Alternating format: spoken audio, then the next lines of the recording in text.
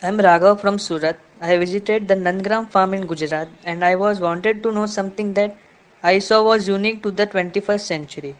Why do they not use electricity there? Thank you. You visited Nandagram. Why do they not use electricity? Ask them. Why are you asking me? Why not? Look and see how they're living.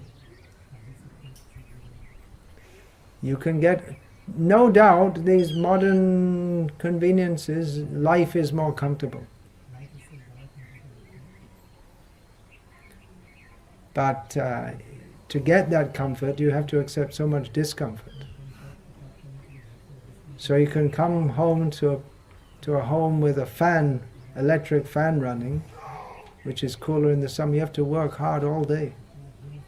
And you have to live in a polluted city and forget Krishna. They don't pay you in a job for remembering Krishna. They pay you for giving your manmana bhava. You have to surrender and give your life and soul to the company you're working for.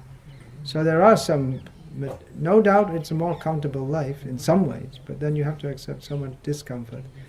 And the worst thing is, the whole society is geared for forgetting Krishna. So we want to live very simply. Keep life very simple.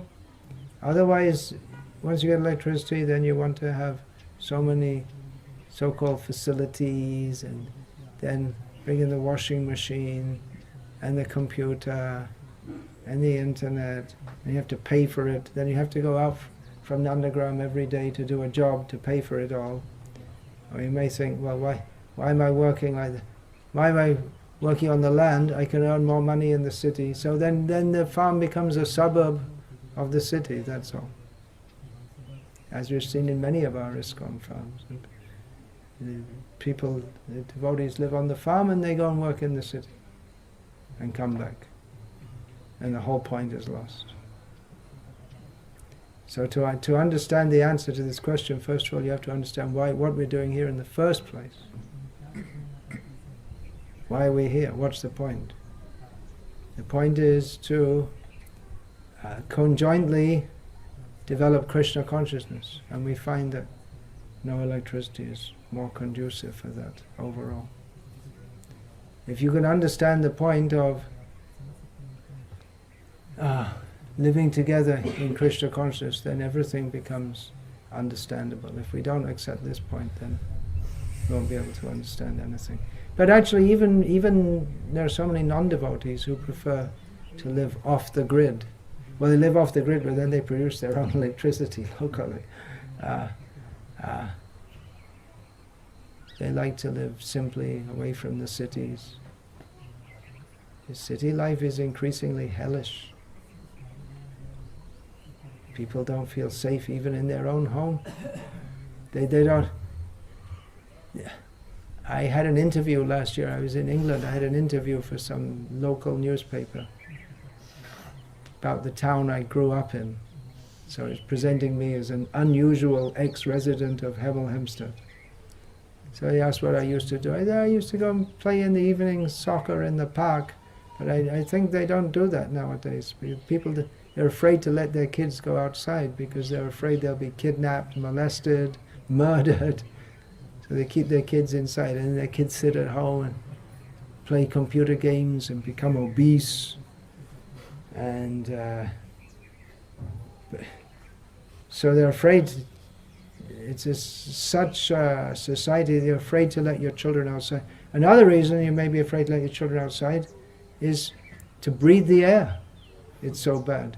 There's a huge business in China, it'll probably come to India, of filters, which filters the air in your house so that it's not poisonous like the air outside. So their house becomes like a prison. It's always blocked. They don't allow the air from outside. It only comes through some filters, and there are so many poisons in the air, and there are certain filters which, apart from all the dust and the soot, they filter out the poisons. So you have to spend, only the rich people can afford these things. Oh, and what was I going to say? You're not even safe in your own house, as my stepmother told me a few years ago when I visited her in England with my father, that she was just in her house and she was alone in the kitchen. All of a sudden there was some guy in the house with a knife. He just walked in the house. He was drugged and looking for money for more drugs. So it's a very dangerous society. And it'll come to that gradually. In India also. Now in Punjab they're talking, it's a major social problem is drug use. It'll come to Gujarat also. Must be already on the way, starting. Probably the more educated are using it. I don't know exactly. So these communities are a protest against your nasty civilization.